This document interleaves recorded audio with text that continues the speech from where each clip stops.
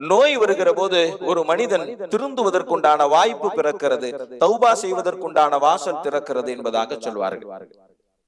அல்லாஹ் சொல்லுவதாக நபி ஸல்லல்லாஹு அலைஹி வஸல்லம் அவர்கள் சொல்லக்கூடிய ஹதீஸை இமாம் கஸ்ஸாலி ரஹ்மத்துல்லாஹி அவர்கள் இஹ்யாவில் கொண்டு வருகிறார்கள்.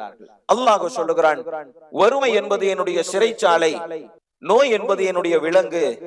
நான் யாரை விரும்புகிறேனோ அவர்களை சிறையில் தள்ளுகிறேன் அல்லது விலங்கிட்டு விடுகிறேன் என்பதாக அல்லாஹ் சொல்லுவதாக நபி ஸல்லல்லாஹு அலைஹி வஸல்லம் அவர்கள் சொன்னார்.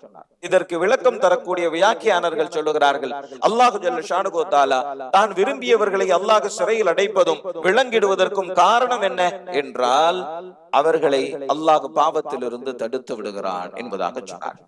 தான் விரும்பியவர்கள் எந்த விதமான பாவங்களிலும் ஈடுபட்டு விடாமல், எந்த விதமான குழப்பங்களிலும் தள்ளப்பட்டு விடாமல் அவர்களை பாதுகாப்பதற்காகவே அல்லாஹ் வறுமையின் மூலமாக சிலரை சிறையில் வைக்கிறான், நோயின் மூலமாக சிலரை விலங்கிட்டு விடுகிறான் என்பதாக விளக்கம் தருகிறார்கள். என்று சொன்னால் நோய் என்பது எவ்வளவு பெரிய நிஅமத் என்பதை நாம் புரிகிறோம்.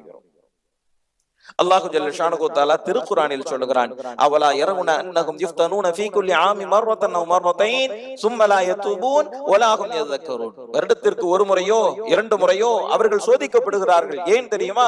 தௌபா செய்ய வேண்டும் என்பதற்காக வேண்டி, படிப்பினை பெற வேண்டும் என்பதற்காக வேண்டி. ஆனால் தௌபாவும் செய்யாமல் படிப்பினையும் பெறாமல் இருக்கக்கூடியவர்களே நபியே நீர் பார்க்கவில்லையா என்பதாக அல்லாஹ் கேட்கிறான்.